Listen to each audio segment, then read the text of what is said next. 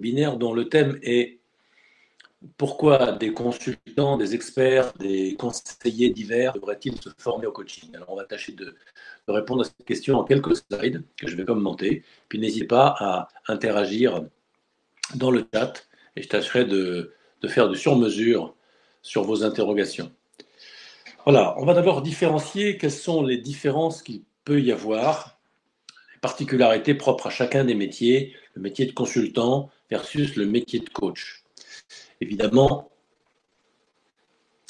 il n'y a pas que des consultants dans notre cible d'aujourd'hui. Je ne sais pas quelles sont vos fonctions, Laure, Caroline.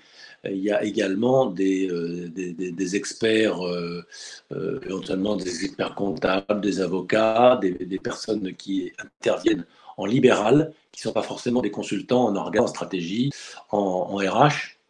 Enfin voilà, on s'adresse à tout ce monde-là pour dire que finalement, si on regarde bien au niveau du cadre, le coach laisse le client s'approprier son cadre, l'espace à l'intérieur du cadre qu'il propose, tandis que le consultant détermine et tient très fermement son cadre.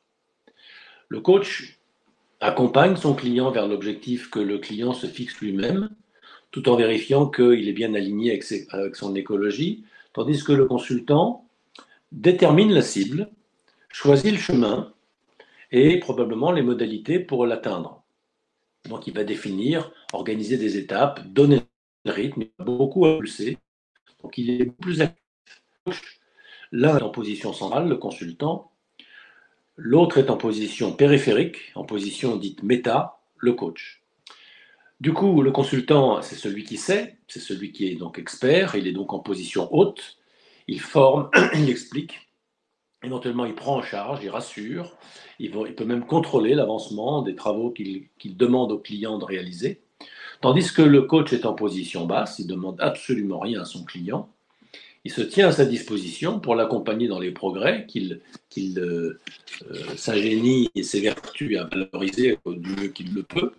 Et il s'adapte en permanence pour faire réussir. Mais c'est vrai qu'un coach ne demande rien, un coach n'est pas dans l'ingérence, un consultant non plus, dans la mesure où c'est le client qui demande au consultant de conduire sa voiture. À partir de là, le consultant a les mains sur le volant du véhicule du client et c'est plus de l'ingérence. Néanmoins, clairement, il est en train de conduire le véhicule du client, c'est-à-dire sa réflexion, ses équipes, il est en train de le conseiller. Voilà. La légitimité de l'accompagnant, c'est la légitimité de rendre le client autonome le plus vite possible, tout en étant le plus en retrait, le plus réservé, le plus discret possible. Tandis que la légitimité d'un expert, elle est beaucoup moins discrète, puisque c'est l'expert qui tient le contenu de l'échange. Alors, on voit tout de suite qu'il y a, comme dans ce slide-là, une échelle avec deux polarités, la dimension conseil, dans laquelle l'intervenant guide le client, et puis de l'autre côté, sur la droite du schéma, on voit la dimension accompagnement, ou la dimension coaching, dans laquelle l'intervenant accompagne le client, sans le guider. Alors, tout à gauche, vous trouvez le conseil, tout à droite, vous trouvez le coaching, et entre les deux, eh ben, vous trouvez la vraie vie. C'est-à-dire qu'il y a beaucoup de conseils, de consultants, d'experts, qui mettent du coaching dans leur façon de procéder, qui sont souvent en position basse, qui posent des questions, qui n'assènent pas des certitudes et qui ne délivrent pas systématiquement que des conseils. Ils offrent également des questions, y compris des questions de coach. Et puis, il y a beaucoup de coachs qui, de temps en temps, sollicités par leurs clients pour donner un avis, ne s'interdisent pas de le donner. Donc, ils flirtent un peu avec la partie gauche de l'échelle qu'on voit là. Alors, comment intégrer davantage de coaching dans vos pratiques de conseiller et de conseil? C'est d'aller du mode guidance vers le mode accompagnement, donc en vous déplaçant sur la droite, sur l'échelle qui est présentée là. Alors, comment on peut faire? On a distingué 4 niveaux entre le conseil pur et le coach pur. On va distinguer le niveau 1, un conseil qui va un peu vers le coaching, eh bien, il va s'entraîner à être davantage à l'écoute de lui-même, à l'écoute de ses ressentis. Il va se rendre réceptif aux émotions de son client aussi, et non seulement à ses besoins objectifs. Et finalement, qu'est-ce que ça va apporter au client?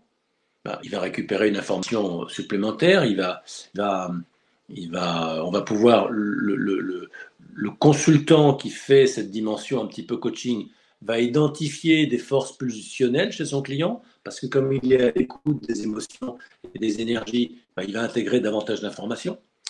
Et puis, pour lui-même, le consultant va pouvoir s'écouter, donc se préserver dans ses rythmes, dans ses besoins personnels.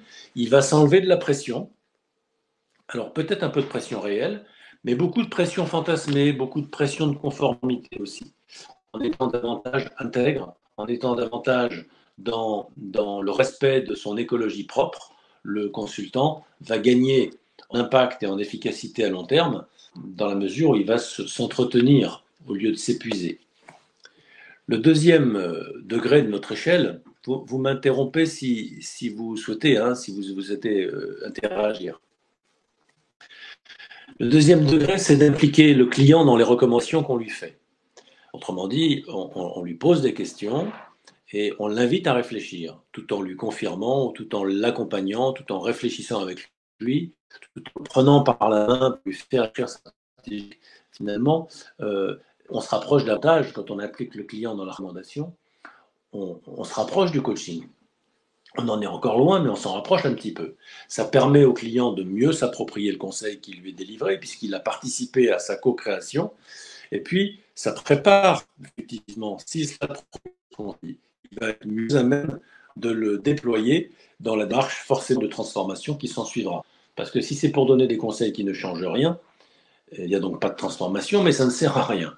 Si on fait appel à des conseillers, c'est parce qu'il y a de gros besoins urgents et importants de conduire une transformation en profondeur. Alors, des fois, d'ailleurs, c'est un petit peu l'erreur que commettent les clients. C'est que s'ils s'adressent à des consultants purs, comme on le voit, la transformation sera moins profonde, elle sera rapide et elle sera explicite. Par contre, l'appropriation sera moindre. Si on veut que l'appropriation soit soit optimisée, il faut que les consultants aillent mettre de la dimension coach dans leur pratique, comme on est en train de le voir. La troisième position, c'est la position où le consultant non seulement écoute ses émotions et celles du client, non seulement implique le client dans la recommandation, mais il adopte une posture coach pour co-construire le comment de la démarche de déploiement, le comment de la transformation.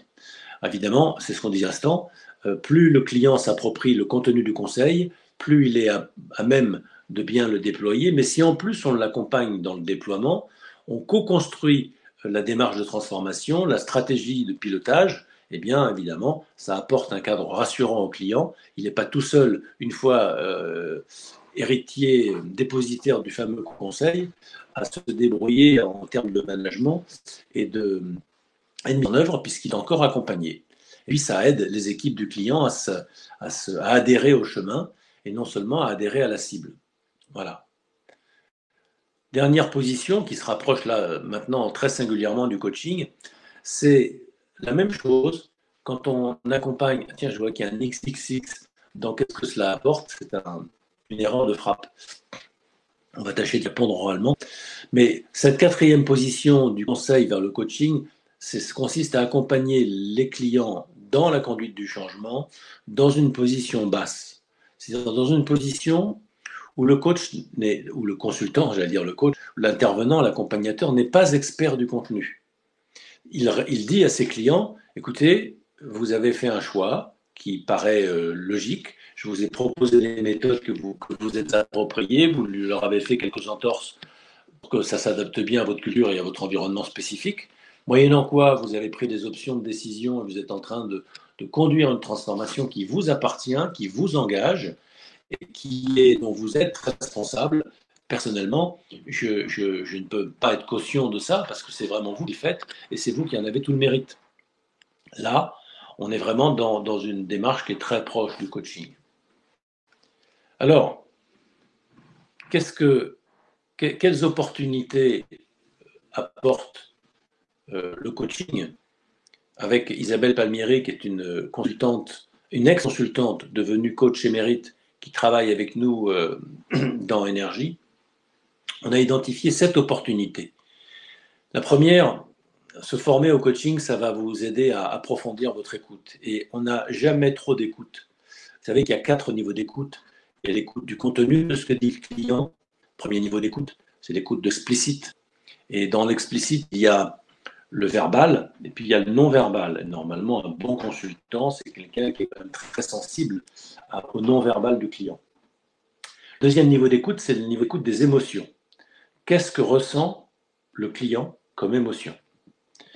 Ça, pour ça, il faut développer de l'empathie. Et les outils de l'écoute active sont, comme vous le savez, la reformulation des émotions ressenties par le client. Et probablement, le troisième point de cette liste, c'est de maîtriser l'art du feedback. Donner du feedback au client fait partie de ce qu'on appelle l'écoute active. Être capable de ponctuer sa réflexion en donnant de temps en temps des reformulations et de temps en temps du retour, ce qui n'est pas la même chose. Une reformulation, c'est quand on dit avec d'autres mots la position du client ou son argumentation, quand on la synthétise par exemple. Le feedback, c'est quand on lui donne un retour sur l'impact qu'il produit sur nous en particulier. Quand on dit à un client, je vous ai trouvé particulièrement brillant, ou votre troisième slide de la présentation que vous avez faite au comité de direction était vraiment très impactant. Voilà, ça c'est du feedback. C'est du feedback positif en l'occurrence. Il faut savoir le faire pour que ça ne passe pas pour de la flagornerie. Il faut faire du feedback là où on est sensible, ce qu'on appelle un feedback dans le centre. Si vous donnez un feedback trop périphérique, vous dites à quelqu'un, dis donc, elle est jolie ta cravate, hein, ou ton sac, elle va bien avec tes chaussures. Bon, bah oui, c'est un feedback.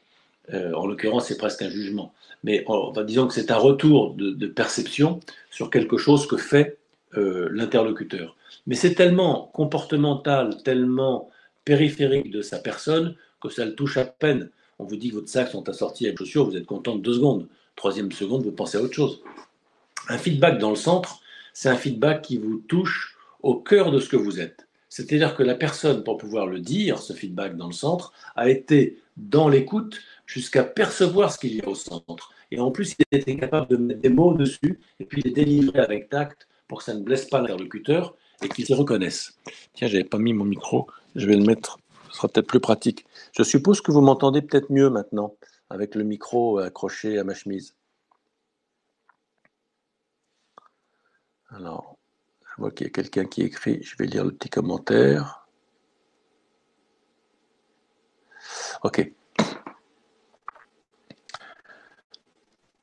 Vous allez apprendre dans une formation coaching justement à adopter une position basse. C'est pas du tout évident quand on a été formé en premier de la classe, en super doué, en haut potentiel, à devenir le plus expert des experts.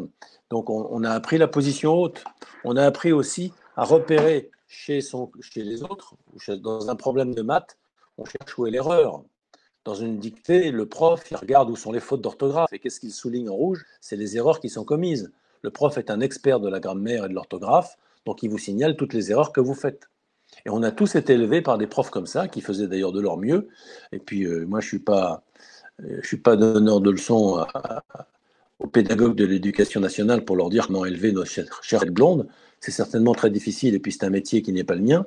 Mais en tous les cas, il y a une orientation qui est fondamentalement sur les problèmes et sur les erreurs. Dans le coaching, on a une orientation qui est fondamentalement sur les points d'appui et sur les points positifs. C'est extrêmement complémentaire et totalement différent. Alors, ça se fait en position basse, tandis que la position haute est plutôt dédiée à ceux qui sont dans la critique finalement. Vous apprendrez également à proposer un miroir au client. Proposer un miroir, c'est proposer une surface de projection sur laquelle il peut se voir. Quand on donne un conseil, finalement, il ne se regarde pas le client, il regarde le contenu du conseil et il regarde celui qui donne le conseil. Il peut se projeter dans ce grand autre qui sait mieux que lui ce qu'il faut faire en disant « Ah là là, qu'est-ce que j'aimerais bien être aussi calé que cette personne ?» Quand il regarde son coach, il voit personne. Quand il regarde son coach, à la limite, moi je vais vous le montrer, ce que voit un client quand il regarde son coach. Je prends une feuille de papier. Disons que ce serait une surface, ce serait une surface miroir. Quand le client regarde le coach, qu'est-ce qu'il voit? il se voit lui-même au miroir. Bon, là, je n'ai pas un miroir, mais j'ai un document rouge, mais vous m'avez compris. Finalement, évidemment que le coach ne se cache pas derrière un miroir, on voit le visage du coach. Mais ce n'est pas ça qui compte dans la conversation de coaching. Ce qui compte dans la conversation de coaching, c'est qu'est-ce que voit le client de lui-même à travers cette conversation. Voilà.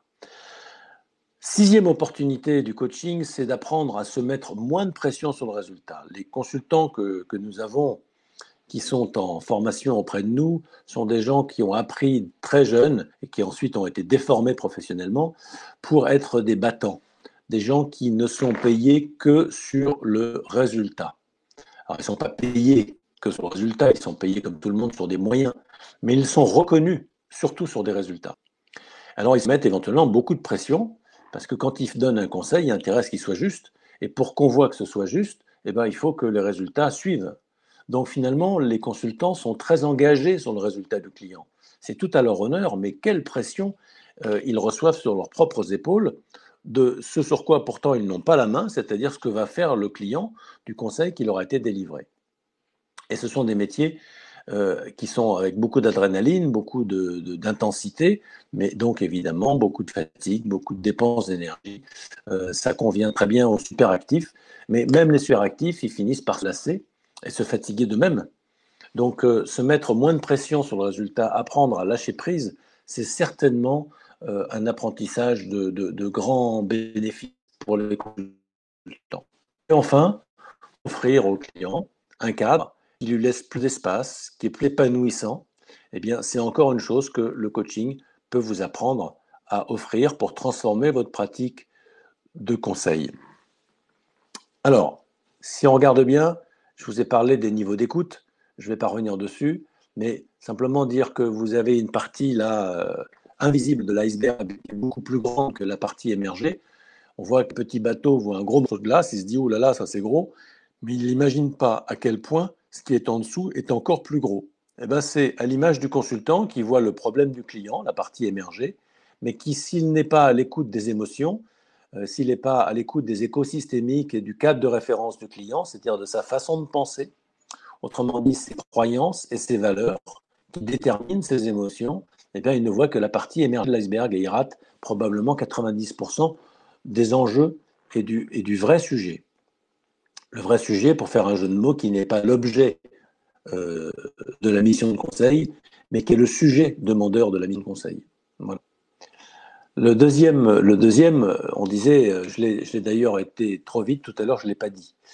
Un consultant, ça pose des questions pour comprendre le problème. Ça pose des questions pour investiguer le contexte afin de mieux comprendre le problème.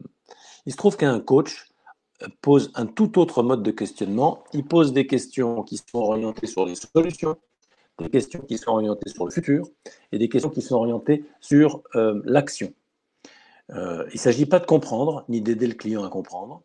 Il ne s'agit pas de repérer les erreurs ou les problèmes, ni de les comprendre. Il s'agit de trouver des solutions, d'adopter un regard positif sur les points d'appui et d'accompagner, de mettre en client, je vais y arriver, de mettre en mouvement le client vers les solutions qu'il aperçoit à partir du moment où nos questions puissantes ou décadrantes lui ont permis d'apercevoir d'autres options, d'autres perspectives que celles qu'il voyait quand il était rivé à ses problèmes et à ses habitudes. Voilà. Donc le questionnement d'un coach est un questionnement fondamentalement différent. Parce que, si vous voulez, un consultant pourrait dire, moi, vous êtes bien mignon, mais des missions de conseil, j'en fais depuis 10 ans, depuis 5 ans, depuis 20 ans. J'ai fait quelques formations à la communication, je connais tout ça par cœur. Et des questions, je sais les poser. Oui, mais le coaching pose d'autres questions. Ce pas des questions qui visent à obtenir une réponse, c'est des questions qui visent à déclencher une prise de conscience. Du coup, ce n'est pas du tout les mêmes questions qu'on pose. Voilà. Troisième opportunité, maîtriser l'art du feedback, on en a parlé un petit peu. Ça sert essentiellement à renforcer le pouvoir du client qui ne sait pas qu'il est fort, là où il est, qui ne sait pas où il est fort, mais quand on le lui montre avec suffisamment de précision et d'authenticité dans le témoignage, eh bien, ça le touche profondément. C'est ce que j'appelais tout à l'heure un feedback dans le centre. Et puis, ça renforce l'alliance de travail, parce que finalement, c'est très agréable d'être vu par son interlocuteur dans ce qu'on a de meilleur en soi. Si vous savez offrir ça à vos clients, tout en restant un consultant et pas très coach, vous serez bien plus apprécié qu'en étant monsieur ou madame solution qui a toujours raison, qui a toujours une meilleure solution que les autres. Vous voyez, le consultant il souffre un peu du syndrome du premier de la classe, qui a toujours bon, qui doit toujours avoir quelque chose de plus et mieux à dire, sinon on se demande bien à quoi il sert. Ben, si vous offrez du feedback positif, vous avez moins besoin d'être dans la surenchère. Et ça renforce l'alliance de travail, ça compense toutes les fois où vous avez donné des bons conseils qui montraient à votre client à quel point il était loin du compte. Voilà, la position basse, c'est cette question, vous savez, ce petit bonhomme dans la gare des étoiles qui paye pas de mine, qui est tout petit et qui a du poil dans les oreilles, qui est tout vilain, mais qu'en fait, qui est le grand maître des Jedi. Alors, je ne sais pas si les coachs sont des grands maîtres des Jedi, mais en tous les cas, un conseil donné en position basse peut se permettre d'être confrontant. Si vous dites à quelqu'un quelque chose de confrontant, alors même que vous êtes en position haute, c'est probablement narcissiquement très difficile à supporter. Si en revanche vous le faites un peu à la Colombo, en disant peut-être je me trompe complètement, je ne sais pas si j'ai raison, je ne sais pas comment ça peut résonner pour vous, mais je me demandais si en faisant ça, ça et ça, comme vous l'envisagez, c'était vraiment complètement cohérent avec les enjeux, les objectifs que vous aviez identifiés au début de cette démarche. Là, je suis bien en position basse, puisque je me demande, ça ne veut pas dire que je sais, et puis je ne sais pas dans quelle mesure, et je prends toutes sortes de précautions pour vraiment être une petite souris qui propose du bout des doigts, du bout des lèvres, une petite question, mais cette question, elle est puissamment confrontante, s'il veut bien l'entendre, elle a été bien établie, elle est beaucoup plus forte et beaucoup plus facile à entendre de dire « mais tu déconnes complètement, c'est pas cohérent ton truc ». Ça, c'est difficile éventuellement narcissiquement à supporter. Donc c'est intéressant de savoir faire les deux d'ailleurs, de savoir monter au créneau pour dire à un client, à mon avis, que vous vous trompez. Et c'est intéressant aussi, en douceur, avec tact, avec diplomatie. Bon, on a parlé du miroir qu'on propose aux clients. Comment est-ce que vous allez pouvoir aider votre client à mobiliser ses motivations profondes? Quand il demande d'être accompagné dans une démarche de conseil, il n'est pas forcément cohérent. Il demande une chose qui ne correspond pas à son besoin, ou il a un besoin qui ne correspond pas à sa motivation. Et on se demande pourquoi ça ne marche pas. Ce n'est pas que le conseil était mauvais, c'est qu'on n'a pas identifié quelles étaient les véritables motivations du client, quels étaient ses vrais enjeux. Il y a des fois des enjeux narcissiques qui ne peuvent pas être dits et qui pourtant sont ceux-là qui priment. Il y a des fois des enjeux, apparemment, des clients qui sont centrés sur l'hyper-performance, sont en train de changer de niveau d'énergie et ont besoin maintenant d'équilibre de vie, de qualité, de profondeur, de plus d'intégrité. Et donc, si on les écoute dans ce qu'ils disent, ils ont leur réflexe acquis depuis 10, 15, 20 ans de routine, et ils vous racontent leur religion auquel eux-mêmes ne croient plus. Et vous, si vous l'écoutez au premier degré, eh bien, vous partez dans une fausse route. Il faut au contraire renvoyer le miroir au client pour qu'il puisse s'entendre dire, rectifier et mettre en cohérence sa demande avec ses motivations profondes. Se mettre moins de pression pour le résultat, bon, ben on l'a dit, hein, si on se met, vous le savez bien, si on se met trop d'énergie, trop de pression, oui, trop d'attention sur le résultat, finalement, c'est autant d'énergie qui n'est pas mise sur l'action, et ça nous inhibe, ça crée du stress négatif, du stress inhibiteur. Si au contraire, on se concentre sur l'action, et le coaching ne fait que ça, bien sûr, on définit des résultats à l'avance, mais on s'empresse de les oublier, on les regarde que de temps en temps. Parce que le coaching part d'un présupposé qu'on ne réussit pas un changement en mettant de la pression sur un résultat visé, on réussit un changement en posant les actes qui conduisent. C'est tout. Et donc, le résultat, faut pas, pour ne pas poser n'importe quel acte, il faut s'assurer que l'acte est bien aligné avec le résultat visé, mais il n'y a pas de pression, aucune pression à mettre sur le résultat. Toute la pression, si on a à mettre, elle doit être sur l'action. Voilà. Et puis le dernier point dont on a parlé, c'est de mettre un cadre plus souple qui permet au client de s'épanouir. Et donc il va lui-même pouvoir élaborer ses propres outils qui seront bien à sa main. Il va bien être au centre du dispositif miroir qu'on lui propose. Là, dans le schéma, là, sur la gauche du slide, on voit le client au centre de petits bonshommes qui se tiennent la main, l'image étant vue du haut. Mais moi, je préfère voir cette image comme une personne ou un système ou une équipe qui serait au centre d'un dispositif dans lequel il y aurait des miroirs. Ce qui peut être vécu comme des petits bonshommes pourrait également être vécu comme des petits miroirs, vous savez, comme dans les labyrinthes de glace, dans les fêtes foraines. Et ça diffracte une image multiple, ce qui aide le client à se voir et à prendre mieux conscience de lui-même. Et du coup, il va pouvoir apercevoir ce qu'il ne voit pas d'habitude, et du coup, il va pouvoir se forger des solutions, autrement dit des outils, comme l'image avec de multiples outils dans la main, qui correspondent à ses objectifs et qui correspondent aussi à sa nature, à son rythme, à sa culture. Voilà. Poser un cadre plus souple au client, ça lui laisse plus de place et ça permet d'être moins contraignant. Donc, il y a une meilleure appropriation, ce qu'on disait tout à l'heure, de ce que le client va inventer, puisqu'il va participer à l'inventer, voire, dans le cas du coaching, l'inventer tout seul. Voilà, ça c'est, finalement, j'espère que c'est clair, ce que je vous dis. L'intérêt pour des consultants de se former à la dimension coach, c'est de profiter de cette opportunité, et c'est d'apprendre pour augmenter ses compétences, parce que des fois, dans le mode conseil, au bout de quelques années, bon, je sais bien que les choses se renouvellent et qu'il faut faut actualiser ses compétences, mais on a fait le tour au bout d'un moment de la stratégie, de l'organisation, des RH, etc., etc. Le code pénal, il ne se révise pas toutes les 5 minutes. Donc, quand vous donnez des conseils juridiques, il n'y a pas besoin non plus d'être toujours les problèmes, vous les avez une fois, ce n'est pas forcément passionnant de refaire la même chose. Et surtout, il n'y a pas forcément de nouvelles choses à apprendre.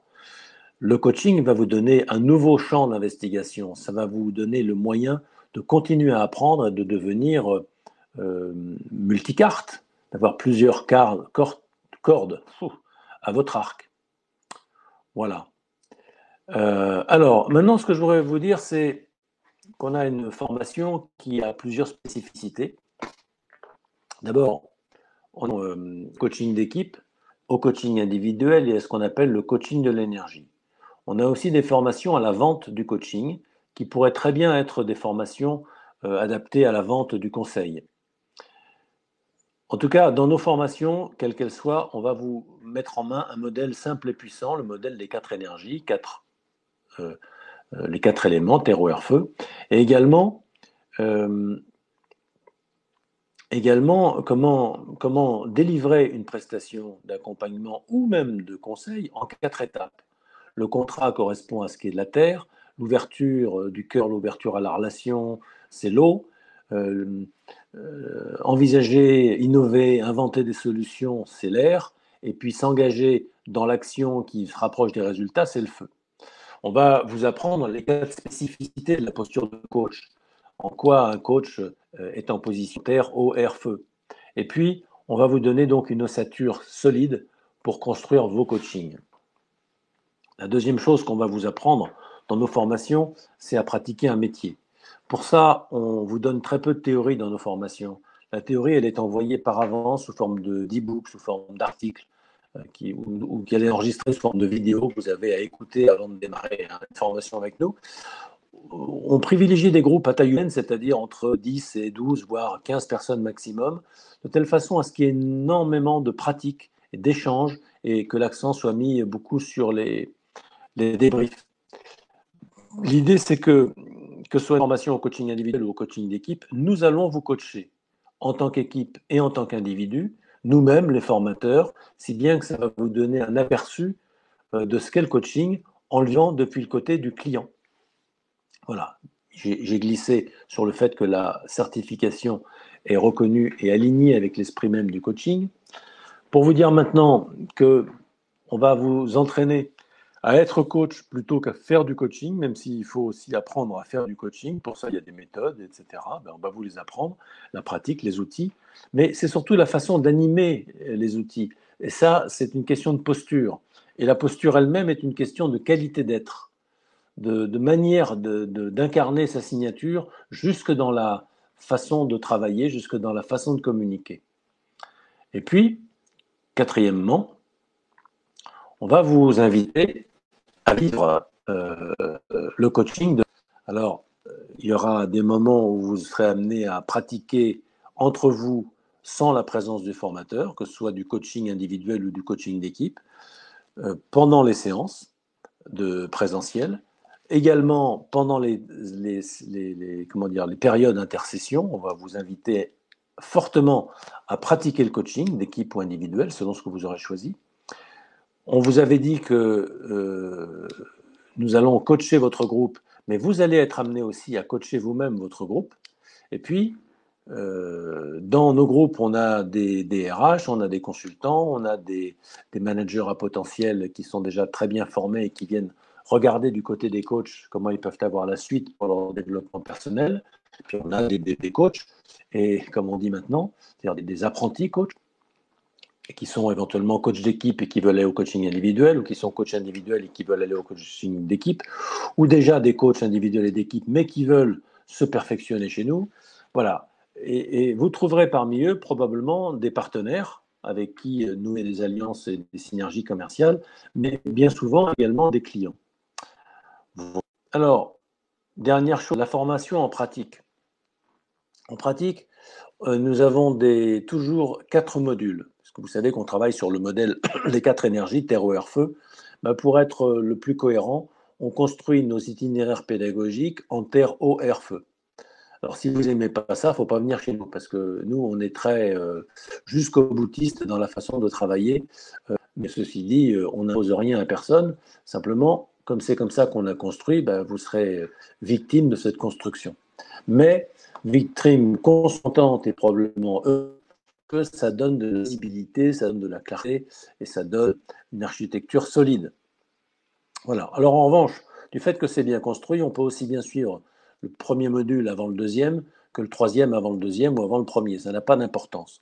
Et puis si jamais vous vous inscrivez chez nous et que vous loupez un module, parce que vous avez une mission qui vous empêche d'être disponible, parce que vous étiez malade ou n'importe quoi, ou tout simplement vous l'avez suivi, le module, mais vous avez envie de le refaire, eh bien vous serez invité à revenir gratuitement sur un autre groupe, une autre année.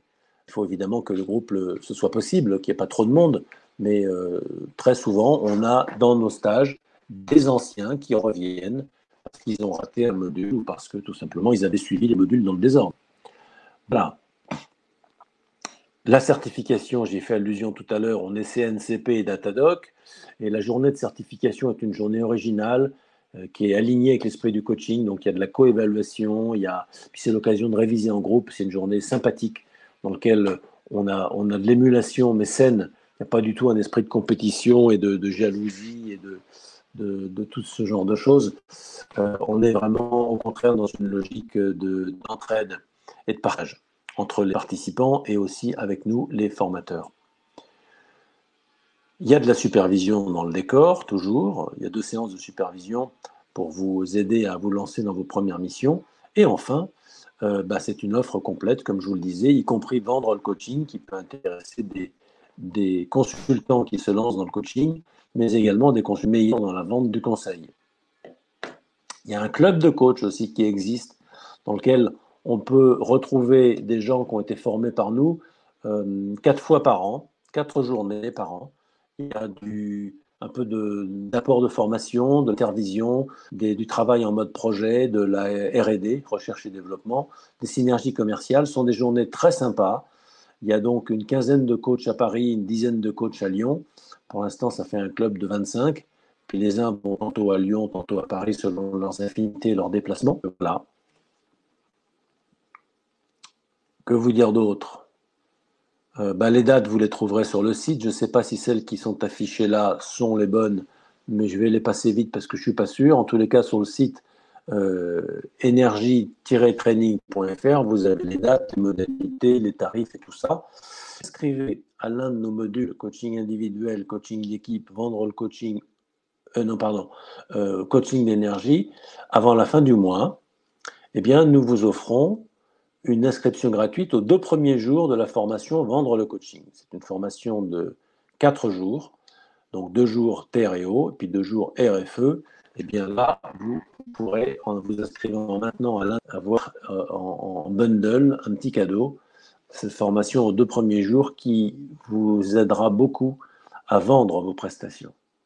Voilà, chers amis du jour, Caroline et Laure, On ne se connaît pas, du moins je ne le crois pas, mais je suis ravi d'avoir passé un petit moment avec vous. On a terminé. Avez-vous des questions particulières? Avez-vous des suggestions? Caroline disait que combiner les deux approches pouvait s'avérer très puissant, en effet. Et il y a de quoi réfléchir à comment amender, aménager votre posture pour être plus efficace, plus complet, plus riche dans la prestation que vous offrez. Il me reste, puisque je vois qu'il n'y a pas de message, pas de réaction particulière.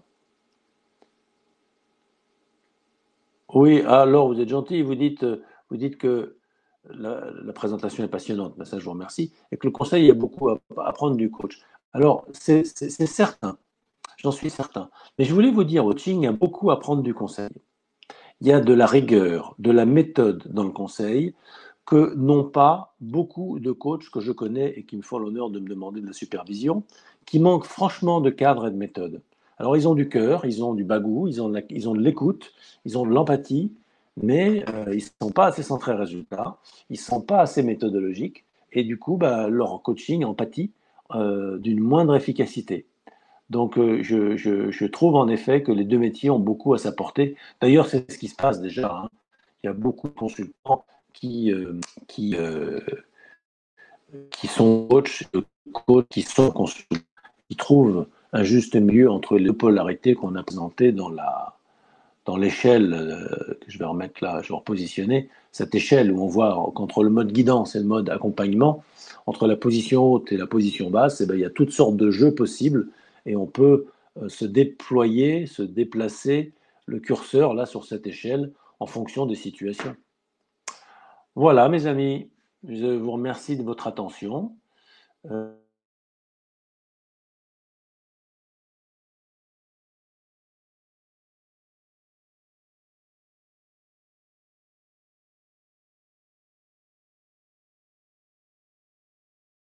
Alors, il y aura un replay.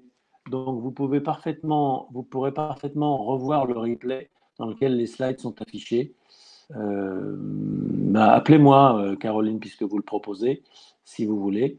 Mon numéro de téléphone s'affiche ici, là dans le dernier, ici.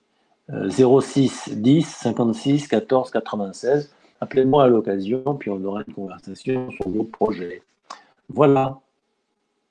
Vous n'avez plus. Ah bon? Ah, ça va mieux?